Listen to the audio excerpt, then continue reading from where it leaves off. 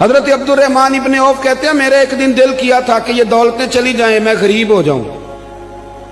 حالانکہ امیروں کا کبھی غریب ہونے کو دل میرا کیا تھا کہ کس طرح. فرمانے لگے ایک غریب صحابی حضرت سعد انصاری نبی کریم کی بارگاہ میں ملنے کے لیے آئے.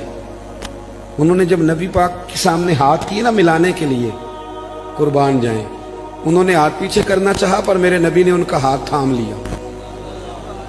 حضور نے زور سے پکڑ لیا. انہوں نے ایک دفعہ چاہا، اصل میں آپ سمجھے نہیں نا میں کیا کہہ گیا ہوں، یعنی حضور نے ہاتھ تھام لیا، یعنی نبی کریم نے دست مبارک سے ہاتھ پکڑ لیا. صحابی خاموش ہو گئے. حضور نے پھر ان کا ہاتھ کھولا. فرمایا یہ کیا ہے؟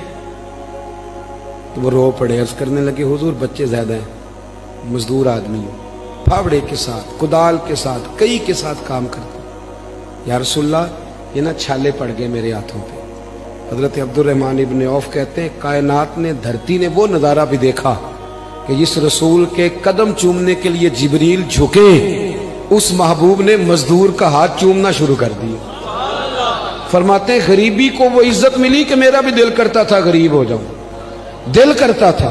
یہ کس نے ذروں کو اٹھایا اور صحرا کر دی، یہ کس نے قطروں کو ملایا اور دریا کر دیا، یہ کس کی حکمت نے یتیموں کو کیا در یتیم اور غلاموں کو دنیا بھر کا مولا کر دیا.